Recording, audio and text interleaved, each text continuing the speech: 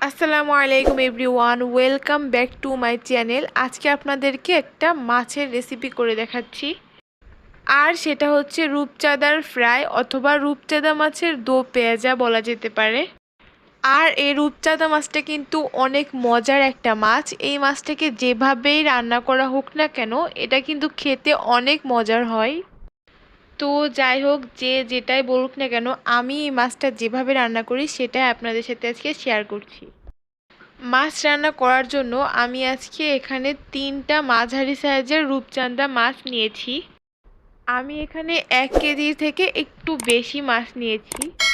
মাছগুলোকে আমি খুব ভালোভাবে পরিষ্কার করে ধুয়ে নিয়েছি।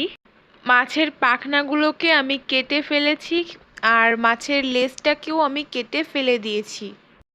যেহেতু আমি আজকে মাছগুলোকে আস্ত ফ্রাই করব, তাই আমি এরকমভাবে এই যে দাগ দাগ করে মাছের গাতে কেটে কেটে নিয়েছি। প্রত্যেকটা মাছেই আমি কেটে নিয়েছি এভাবে করে। কেটে নেওয়ার কারণে আমি যখন মাছগুলো ম্যারিনেট করবো, মাছের ভিতরে খুব ভালোভাবে মশলাগুলো ঢুকে যাবে। তো ম্যারিনেটের জন্য আমি প্রথমে এখানে নিয়েছি 1 চামচ পরিমাণ হলুদের গুঁড়া, আর নিচ্ছি 1 চামচ পরিমাণ ঝালের গুঁড়া, শুকনো ঝালের গুঁড়া, আর নিচ্ছি 1 চামচ পরিমাণ লবণ, আর দিব 2 টেবিল চামচ পরিমাণ লেবুর রস।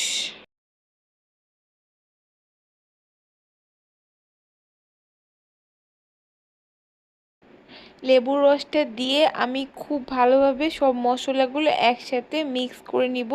সব মশলাগুলোর সাথে লেবুর রসটা একসাথে মিক্স করে আমি একটা সুন্দর পেস্ট তৈরি করে এখন আমি মাছগুলোর গায়ে খুব ভালোভাবে মশলাটা মিশিয়ে নিব। আমি এই মাছটা যেখানে যেখানে কেটে নিয়েছিলাম ওর ভেতরে ভেতরে খুব ভালোভাবে মশলা ঢুকিয়ে দিয়েছি। যেখানে যেখানে কাটা হবে খুব ভালোভাবে সেখানে সেখানে মশলা অবশ্যই ঢুকিয়ে দিতে হবে।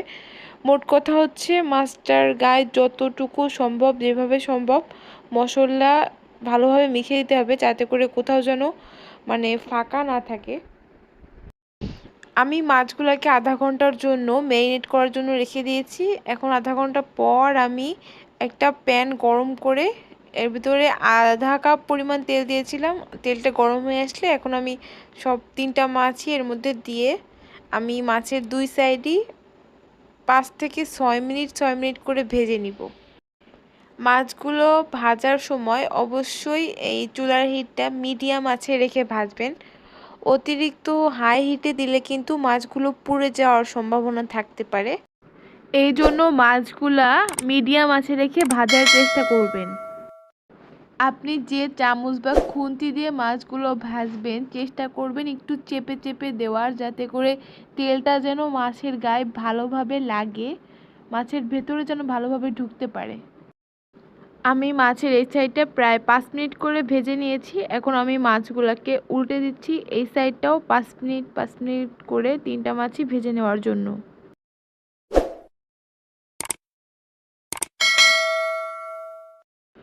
আমার মাছগুলা 2 সাইডই 5 মিনিট করে ভাজা হয়ে গেছে, প্রায় 10-11 মিনিটের মতন ভাজার পর এখন আমি মাছের পিসগুলো আস্তে আস্তে করে উঠে অন্য একটা পাত্রে রাখবো।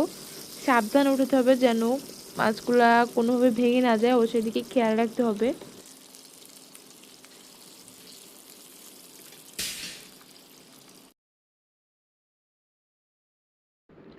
মাছগুলো ওঠানো হয়ে গেলে আমি যে প্লেটে মাছটা ম্যারিনেট করেছিলাম ওই সেম প্লেটেই আমি দিয়ে দিচ্ছি 1 কাপ পরিমাণ পেঁয়াজ কুচি,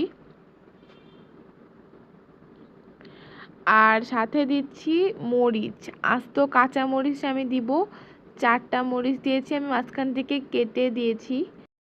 এখন আমি ম্যারিনেটের মশলার সাথে পেঁয়াজের কুচি আর ঝালগুলোকে এমনভাবে মেখে নিব যাতে করে পেঁয়াজের রসটা বের হয়ে আসে। মাখানো হয়ে গেলে আমি ওই সেম পাত্রে যেটার মধ্যে মাছ ভেজেছিলাম ওই একই প্যানে আমি পেঁয়াজগুলোকে ভেজে নিব। এই পেঁয়াজগুলো ভাজার সময় আপনি অবশ্যই চুলার আঁচটা একদম মিডিয়াম আঁচের থেকেও কম, লো আঁচের থেকে একটু বেশি রাখবেন। আর এই সময় একটু চিনি দিয়ে পেঁয়াজগুলো ভাজবেন, যার কারণে পেঁয়াজগুলো সফট হয়ে আসবে আর নরম হয়ে যাবে সহজেই। এই সময় পেঁয়াজ ভাজার সময় কিন্তু কোনোভাবেই চুলার আঁচটা হাই হিটে দেওয়া যাবে না, তাহলে কিন্তু পেঁয়াজগুলো খুব দ্রুত ভাজা ভাজা হয়ে যাবে। আমি কিন্তু পেঁয়াজগুলো ভাজা ভাজা করব না, আমি পেঁয়াজগুলোকে একদম নরম করে ভেজে নেব যাতে করে সফট হয়ে যায়। এই আপনি চাইলে সামান্য একটু পানি দিতে পারেন, পানি না দিলেও সমস্যা নাই, পানি দিলে একটু মানে সফট সফট হয়ে আসবে। আর এই সময় আমি দিয়ে দিয়েছি সয়া সস, দিয়েছি আমি 1 টেবিল চামচ পরিমাণ, আর টমেটো সস দিয়েছি 1 টেবিল চামচ পরিমাণ। দিয়ে আমি পেঁয়াজগুলোর সাথে খুব ভালোভাবে মিক্স করে ঢাকনা দিয়ে ঢেকে রেখেছিলাম 4 মিনিটের মতন।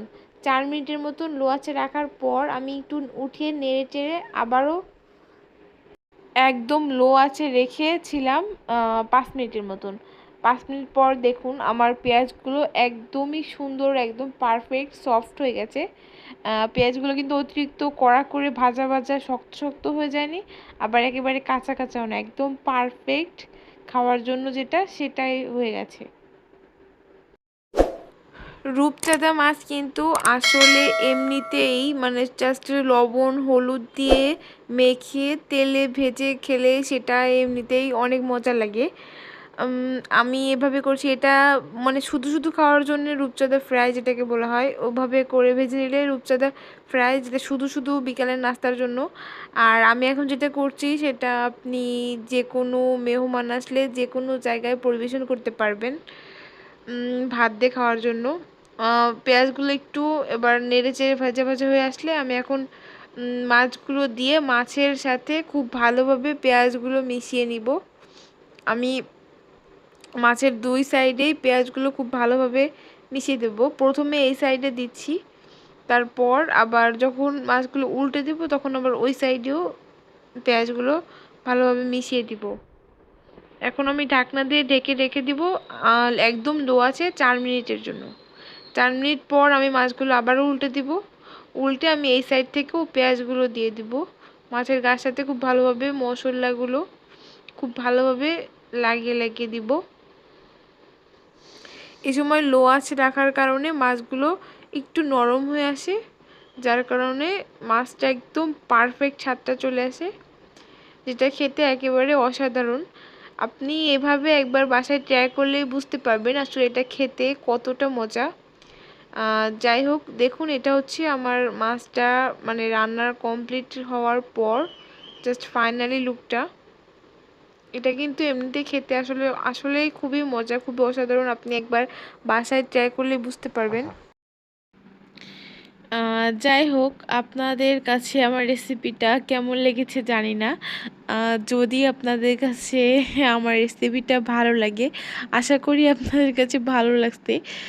তো যদি ভালো লাগে তাহলে আপনারা চাইলে আমার চ্যানেলটি সাবস্ক্রাইব করে রাখতে পারেন, যাতে করে আমি নতুন কোনো রেসিপি দিলে আপনারা আবারও আমার নতুন রেসিপিটাও দেখতে পারেন। আর আপনাদের যদি কোনো প্রশ্ন থাকে তাহলে আপনারা আমাকে কমেন্ট করে জানাতে পারেন, আমি অবশ্যই রিপ্লাই দিব। আর সবাই ভালো থাকবেন, আজকের মতো এখানেই বিদায় নিচ্ছি। আল্লাহ হাফেজ।